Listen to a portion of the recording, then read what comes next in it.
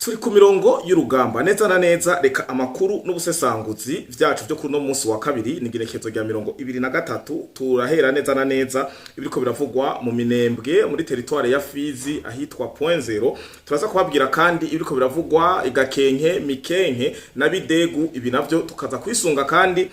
ibiriko biravugwa ku mirongo y'urugamba. Eka twongere dusome n'itangazo rihejeje gusohoka ubunyene nakije kamera nkora ikiganiro risohowe na Lawrence Kanyuka, umuvugizi akongera akaba umurongozi nka kujya kwa ministre wa communication, ara umuvugizi wa AFC M23, akongera akitaho ibimenyesha makuru. Hajya nta muntu numwe atanga amakuru cyane cyane abavyizi za Kivu Morning Post, za Kivu Iwacu n'ibindi, bagase batanga amakuru bahawe na Lawrence Kanyuka. Amakuru yateguwe barayatogosha bakayaha izo tangaza amakuru zabo zikaza ngaho zikatubwira ivyo babageneye kutubarira. Turaza kuraba kandi ibijanye n'itangazo rya FRDC igisigare ca Kongo yasohoye giyamiriza itangazo ryasohotse kugerekezo cya 18 hirya y'ejo mu ndwi iheze risohowe na AFC M23. Ivyo bariko bararega leta ya Kongo ubwicanyi bwo kwica abantu bavuga ururimi rumwe, bya bindi nyine bama baririmba ubuhoho, bongeye ko ayandi mabwa. Ibyo navyo bikaba vyarabivurujwe na leta ya Tshisekedi. Tukore nyene mu burasazwa bwa Kongo turaza kurabira hamwe ibijanye n'urugendo rwa Nyenicubahiro Evariste Ndayishimiye aho ari mu gihugu ca Kongo. Uno munsi akaba ari umunsi wa kabiri, n'urugendo nyene rurangira kuri uno munsi kuko yagwitabiriye ku munsi wa 22 ejo. Uno munsi bigerekezo ya 23 aho ari mu rugendo ku butumire bwa mugenzi we kubijanye n'imigenderanire basanzwe bafitaniye myizire hagati y'igihugu cyacu ciza cy'u Burundi, securite n'ibindi vyinshi vyihishije inyuma mu bijanye na diplomasi. Hanyuma twongere turabire hamwe induru n'uruyogoyogo ruri hakurya ya Kanyaru ku bijanye nuko Major Evariste Ndayishimiye, Major General Evariste Ndayishimiye na Tshisekedi bahuye bigateza induru. Ntituramenye igituma aba bagabo babiri bahuye ngo mu Rwanda barara baratyaza gutyaza ngo nugukarisha ngo barara baroza ibigwanisho, aho bavuga ati bamwe bavuga ati ngujya ni couple presidentielle zibiri zimeze neza kuko hagiye umukuru w'igihugu cyacu ciza cy'u Burundi n'umufasha wiwe agenda bakigwa na Tshisekedi n'umufasha wiwe. Baravuga ko telefone zo mu Rwanda zishushe ubu ziko zirarondera zikora zihamagara abamaneko babo basanzwe muri FRDC no muri leta ya Tshisekedi. Baravuga ngo amadocumentation ari alerte ku ruhande rw'u Rwanda, amarero tour mu rugwiro n'ibindi byinshi. Turaza hano kubirabira hamwe muri ano makuru n'ubusesanguzi tubazaniye kuri no munsi. Reka tuhure neza na neza mu idonido inyuma ya kano karuhuko.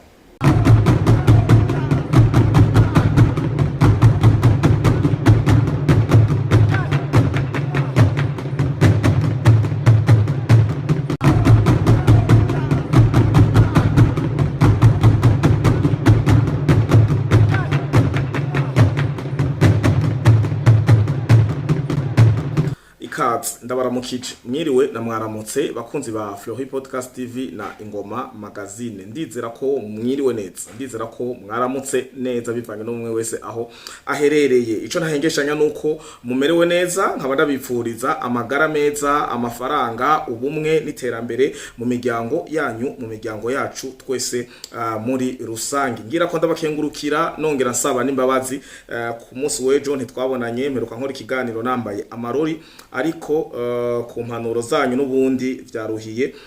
konja kwivuza kuko nari mvuye mu rugendo mva ku hakurya mu Rumonge guhamba nyokuru wanje. Cangira ko nca kwa muganga ca ndivuza, vyari ibintu bibabaza, banshiremo umuti urayajisa mbiyombiyo, nico bituma mubona amaso yanje umengo twabaye tuntu dutoyi cane hacemwe akayaga cambabwa, ariko hamwe n'ivyo ndakengurukira Imana ko vyagenze neza. Rero abariko barambaza inbox, abariko barakomanta, hari ikindi kiganiro nabonye bavuga ati ko Fleury atari karavuga bimeze gute, ni cari cyo cari cyo bagenzanje, ariko nabonye babaza cane nuko ngira batoba bamenye situation ndimwo itanyorohereza, kuko nujya muti wo kwambara amarori ni mwiza kubera mbanje imbere yanyu, ariko mu kurondera amakuru ubusesanguzi n'ibiki ndavyo mu bintu vy'umuco, ordinateur, tablette, telefone, television byarambabaza cane. Ariko nubu kariyo ariko ndihangana hamwe n'ivyo ico nje kubabwira ni giki nuko hari amakuru ariko aracana cana ko kuri za mbuga ngurukana bumenyi z'ibinyoma hakurya ya Kanyaru aho babesha ko ngo point zero ngo yafashwe nguri mu maboko ngo ya FRDC ya maboko ya RDF AFC M23 twigwaneho na Redi Tabara abandi nabo bakavuga ati ngo hari bibombe vyasambutse ngo kuri point zero ngo bisambuwe ngo n'igisirikare c'u Burundi ngo batinya yuko ngo vyogwa mu maboko ya M23 ikintu ca mbere cyo no babwira nuko hariya muri point zero nta ntambara nta rusasu nta nibuye nta muntu numwe anyagaza nta nibabi gusa n'umuyaga biri point zero nta ntambara nta rusasu ntaki nje gituma bariko barabesha nta migono nimwe yigeze ibera muri point zero ico ni ca mbere tuje kubeshuza ikijanye naco ngo na mikenke na gakenke naho nyene arabavuga ngo izi mbwebwe za Sarambwe AFC M23 ngo barahafashe oya namba ahubwo ikintu cabereye mikenke na gakenke nico catumye Lawrence Kanyuka yandika communique iyi communique mubona ndabashiriye hano Lawrence Kanyuka yayanditse kumvo zuko baremvye ndababwira ukungene vyagenze gute waraba koko droka kumva Rugaba atakamba avuga ati ntidufise naho duca noza kudutabara ukona kuriya nta ntamwe afise ho guca aho bigisigaye twe turi ndani nukwigwanaho tugapfa tugwana niko yavuze nico tuma mwabonye hari amabombardement y'agasakisaki ya maketi canke kate gatandatu amadrone amakamikaze biriko birava mu gihugu c'u Rwanda ku bwinshi kandi aba mercenaires b'u Faransa Croatie na Pakistan bakaba bariko baragaragara cyane ngo ku mirongo y'urugamba hariya muri Minembwe eka na hano muri Rubaya izi zose za Kaziba ndaza ndababwira biriko birahabera rero ibintu biko biraba ntivyoroshe cyane bariko bararaba kungene bisubiza igituma bashaka kuhisubiza neza na neza bigenge narababwiye ni ibintu bibiri muri no ntambara ino migwano iri kiraba mu rasazo bwa Kongo Kagame ahungukira ibintu bibiri mbo icambere camujanyeyo ni umunyamurenge hamwe n'izuru ni bibiri ni umunyamurenge agaca avuga ati n'abatutsi surtout abagwandofone ibi nivyo vyatumye afatiraho ikindi naco kidafatiswa nivyo vya FDLR yama yaririmbye nejo bamye gusinya amasezerano hagati ya leta ya Kongo no Rwanda bahujwe na HCR ijejwe guhungurura impunzi akanya kadokundiye nako byo nyene ndabishikako aho leta ya Kongo yemeye ko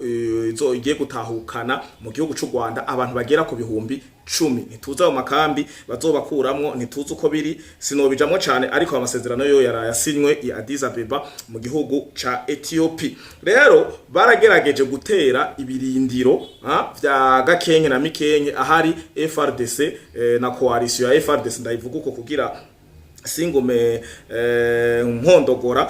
coalition FRDC canke n'abafatanya bikorwa babo ibirindiro barimwo izimbwebwe za Sarambwe zageze kuhapirona zirapirona n'amadrone zirageza kurondeza aho bari zirababura kumbe abana b'intambara bari amakuvere baronsa ayo makuru barinyikira baripoterera izi drone zije zirarasa zirabura zimaze kuvuga ati aha hantu ngira twabahejeje nawe ntu niho rero bace barungika infanteri bace barungika izindi bwebwe za Sarambwe zica hasi hacajamwe mu Redi Tabara hajamwe mu twigwaneho hajamwe na AFC M23 nkuko bisanzwe icabaye nuko ngo bagishika basanze aho hantu hagaragara niko ndababwira ukungene vyagenze ku mirongo y'urugamba kuko mu ma groupe nko barabona hacicikana amafoto y'ibiziga abafashwe hari nabaho nabonye bavuga ngo hafashwe ngo abarenga 50 ariko bararenga ubu tumaze kumva ku gitigiri ko hapfuye abarenga 100 n'abandi 200 bahema barafashwe na n'urunani rwa FRDC nkuko biri ku mirongo y'urugamba binjiye babona hari desert avuga ati ahantu twabakubise bahavuye niho bace batangura kuza barandikiranira mu dutelefone ngo kumbure aha borongira turahafashe aha ndavuga mikenke na gakenke ukungene bimeze rero aba bana b'intambara FDNB na FRDC baca barajya kuvera barinyegeza barabareka barinjira barabanserikra baca barabacucuma harapfiriye icitwa umwana w'umunyarwanda harapfira icitwa umwana wo mu Burundi ari muri Redi Tabara harapfira icitwa umunyamurenge ari muri Twimareho kuko izina ngo bararihinduye kwimaraho njamuvyumva kuko uyu umuntu atumva arigwanaho bwa mbere kuko ababona kare karagwanira gateka kiwe ariko bagiye gusanga igituma bigwanaho ntibigwanaho bagwanira boss wabo hakujya Kanyaru Paul Kagame niho haje hava kwimaraho kuko abana babo baraheze kuko ngiye kubabwira ko aba ba Kaniki, aba ba Frene, ba Moyize Nyarugabo, nta mwana wa Nyarugabo ari hajya, nta mwana wa Rugabo ari hajya. Rugabo wewe murabizi ko yakubiswe get out hariya muri Leta Zunze Ubumwe za Amerika, acaza kumaramarira hariya mu Minembwe, kuko ubutunzi bwa Rugabo, Moyize Nyarugabo, n'aba bose mwumva bagaragara cyane imbere muri twigwaneho canke mu banyamurenge, amazu yabo yose ageretse. Urya Rugabo mubona ujya mu influencer akoma amakominduru, afise inzu mu Rwanda igeretse, afise n'amabotike. Ariko Kagame kuko byose yabahenze bavyubaka mu Rwanda, nibwo buzima bafise imbere n'inyuma. Umugore aramwirukanya muri Leta Zunze Ubumwe za Amerika, ntaca ari bugire, acavuga ati ebana ntashe mu Rwanda. Kagame ati ntutaha mu Rwanda. Urya no mu docteur hajya na Rwanda babwire ko hari bya benshi bajya muri abatatabiza baranize, baragize n'amaposte meza, bararonka n'ubuzi bwiza aho hambere. Ariko kumvo zuko utuzembure twabo n'amazu yabo bihenze, umushinge wabo bawushinga mu Rwanda, basanga bawushinze mu gihugu citwa u Rwanda, byarabananiye ko baba muri urwo Rwanda. Kagame yabwiye ati musaze nibi ndabibaka kuri tele, gende mu nimwe mumvugira, ntimuzoja kugwana, nta kintu na kimwe ndabasavye, gende mugaragare mwebwe muri diplomasi, nimwe nkeneye ko mukora, mwaranize n'ibindi byinshi nkeneye. Nuko bimeze, benshi ariyumvira ngo bimeze gute. Nk'ubu ntibaherutse kubona Moyize Nyarugabo nibiki ari mu Rwanda, aje gutanga ijya communique yiwe, aca asimbira mu Rwanda. Avuye mu Rwanda ntakigira muri ivyo bindi bihugu vyiwe asanzwe azungurukamwo. Ariko naganda babwire ko nuko bimeze ku mirongo y'urugamba, niho bace bakubitwa ikintu citwa urusasu, barajya faya, barabacucuma. Nico gituma nama nababwiye, mubonye communique ya Lawrence Kanyuka ngo tuje ngo kugira ngo mise à jour y'amakuru yo ku mirongo y'urugamba, ni communique yanditse no munsi le 23. Ariko iyo communique yegeranije mu makuru yejo ya Rovende, yagize 1 Rovende acagira na 2 Rovende.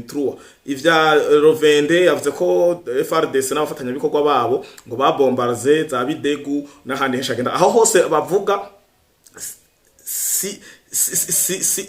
bon sinzi no vuga gute, si kubombarda ngo komtere, kuko bo bivugira ngo n'abasivile au dansement peuple. Non, il n'y a plus de population. Hajya nta munyagihugu umusivile ahari buvuga ati ngo bagiye kubombarda. No, mugo nababwiye ko iyo bavuze ati barashe ngo abasivile, mumenye ko baba bakozemwo ibintu bita sostomate, baba babacucumye sawa sawa. Nico gituma mubona inyuma yayo ma bombardement, inyuma yuko kubacucuma, ama effectif ariko aragabanuka ku mpande zose. Nico gituma misi yose aca bishira muri CCRF atawe yibasavye. Minembwe bikubita muri CCRF ataho yibasavye, ariko baje gutangaza ngo kumbuga ngurukana umenyi, kuko bamwe hari abakora amakuru kwera kuryohererwa kuvugira FCM 23 bagaca batanga amakuru atanoganjije, atameze neza. Iruhande y'ivyo mu ntangamarara nababwiye ko u Rwanda ariko ragira approvisionnement kuri aeroport ya Kavumu. Aha naho ngo bagaragaye indege ya gisirikare y'u Rwanda imaze kugira ngo amarotation 3. Ibi rero vy'amarotation nibi vy'indege ngo na drone y'u Rwanda ija mu kirere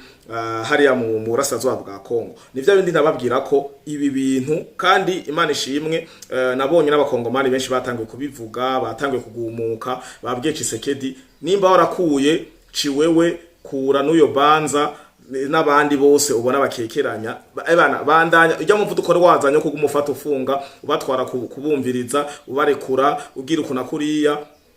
turagusavye kura. Vyase naho hashire Ruboya, benshi bamaze gusaba Ruboya ni wawundi yahora ari muri Ituri, yarahabangamiye cyane umuhungu wa Museveni, gushika naho Uganda na Kongo barabana ribi kubera Ruboya yarari hariya muri Ituri. Benshi akora avuga ati basi duhe Ruboya aje gukomanda aha muri Plaine de la Rusizi, kuko nituriko turavyumva. Ahandi naho bakavuga ati uyo muntu ajejwe igisirikare cyo mu kirere, imfunguruzo zirugaranye, ni kimugare muri koma, ntabona ibiriko biraba, ntiyumva kabisa. None jewe ndi mu Burundi, uwundi ari muri Amerika, uwundi ari muri Finland, uwundi ari mu Rwanda, uwundi ari mu Bushinwa, akamenya ko indege y'u Rwanda yinji, bakanazibona bakanazifirma, drone y'u Rwanda ikagenda ikabombarda. Ico gisirikare ca Kongo, kijejwe ikirere kirihe nimba kitari complice, nimba kitari muri uwo mugambi kiri hehe? ko tutarumva agira na communique kujya mu komando y'igisirikare cyo mu kirere avuga ati ebana tumeze ukuntu turamaze kumva ko tuvogerwa cyane, reka twipange natwe tugire replique canke reka tubatege, reka tubarindire. Ahantu muri FARDC nibaharabe neza bahakosore. Nuko biri abashikanijwe imbere hari kwa Tshisekedi cyangwa ku bahanuzi biwe ni mu mubaze neza komanda w'igisirikare cyo mu kirere ariko akora iki iruhande y'ama approvisionnement y'uku kurundarunda ngo abasirikare kavumu aha naho ngo bafise ngo intumbero yo kongera kuranforsa canke ngo gufata ino mirongo nico kimwe na Kaziba no muri Kaziba ho hagaragaye ngo abamercenaires b'abafaransa n'abakenya n'abaganda abakaba barategura ngo ibitero sindamusiga kuri axe zibiri carimwe barashaka abasura kuduga bigarurize minembwe neza na neza minembwe ibe ya AFC M23 twigwaneho Red Tabara abandi nabashaka ngo kuza kudurumbanya kandi aha muri Pendora Rusizi bakubite zira za Sange Ruvunge n'ibiki bongera gume badurumbanya nyene hahandi ngo Tshisekedi na leta yiwe baguma imitima itari hamwe kuko ngo barabona kandi baranicuza kugituma basubiye inyuma uko kose ariko ibi navyo ntibiba vyoroshe hajya mubonye baratekeye imizigo ntibiba vyoroshe arakantu kaba kakozwe kadasanzwe uko niko vyifashe ngo harire materiel sophistiqué hari bigwanisho ku mirongo y'urugamba baravuga ko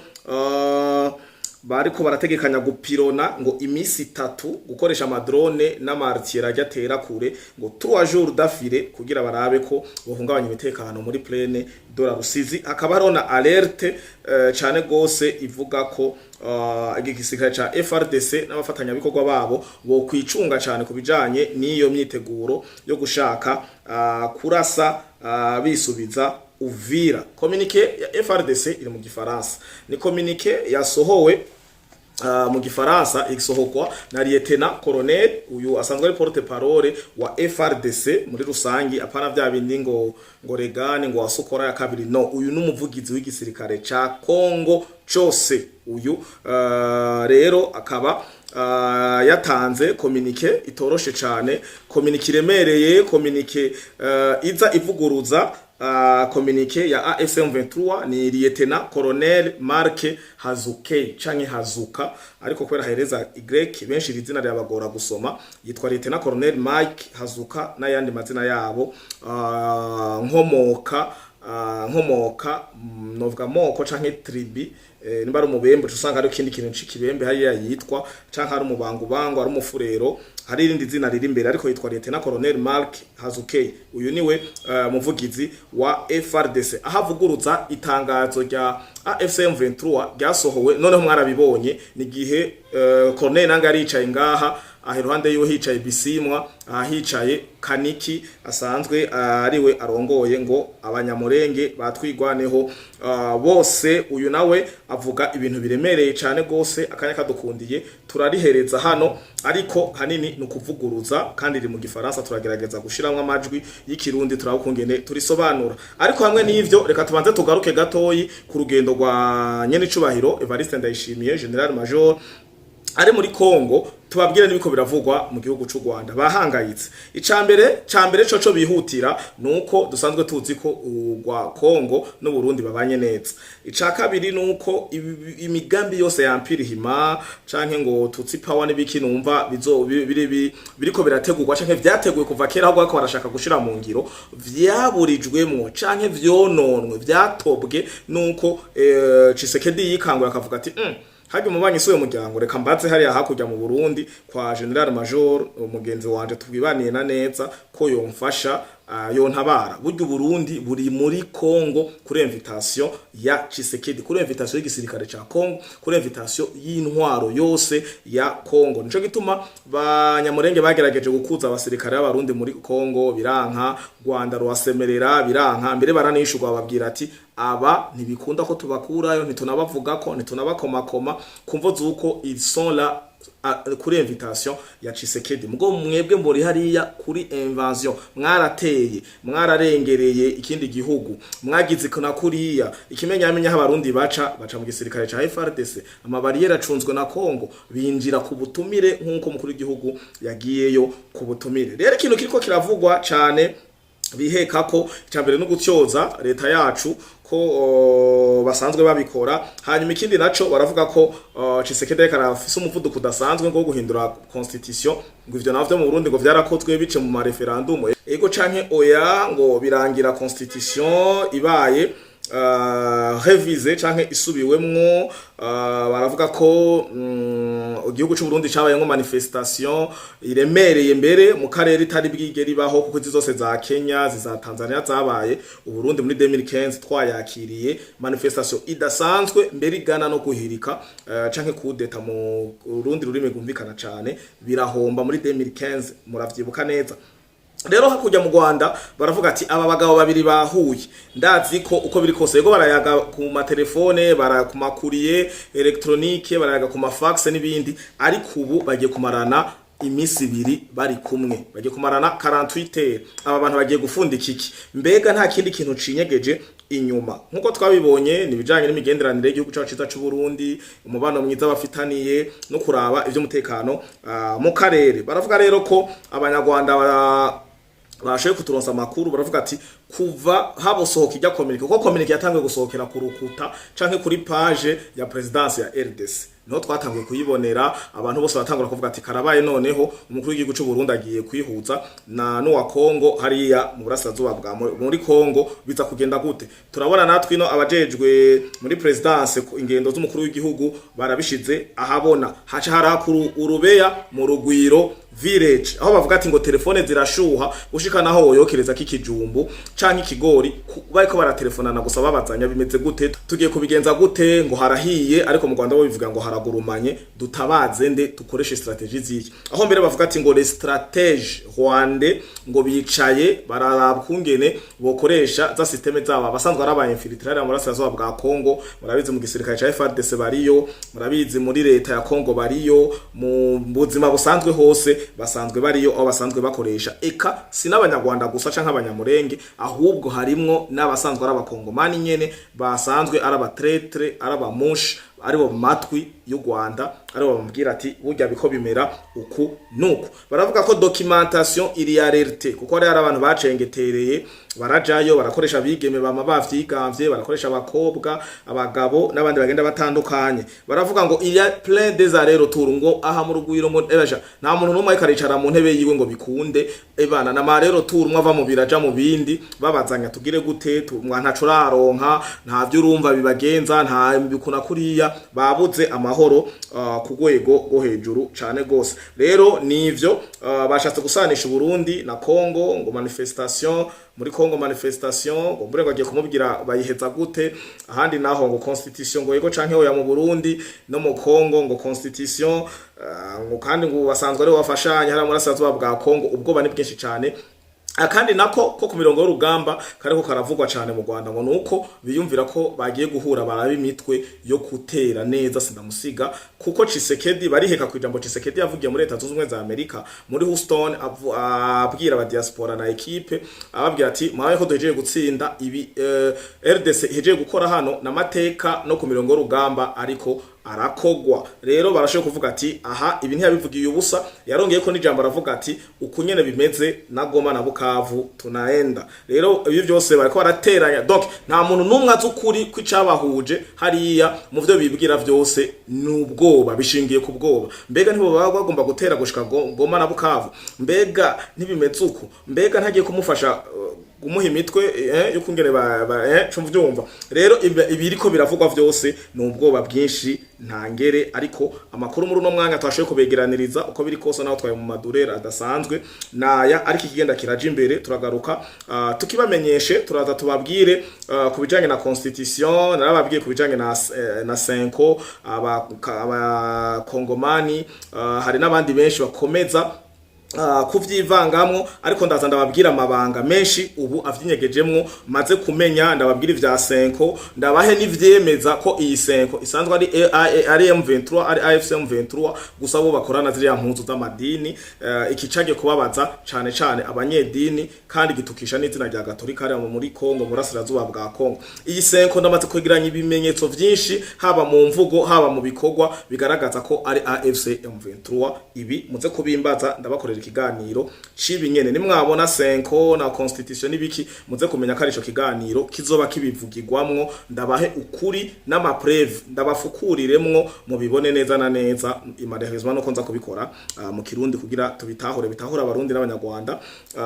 n'abanyamurenge n'abandi babegereye muraza kubabwira iki kiganiro kirabavuga ababikeneye nabo baza kutubwira pre kucumva no kugikurikirana tubishire mu rurimi rw'iki nofu nuko murakoze n'umunsi wa kabiri na bakengurukiye cyane ndabifuriza kugumbwa neza kumera neza mu miryango yanyu mu Burundi amashure menshi cyane mato za maternelle na primaire barahejeje ama examen umengo na secondaire ntihenze ni mucungira abana banyu nimba mufise uburyo mu batware aho babacungira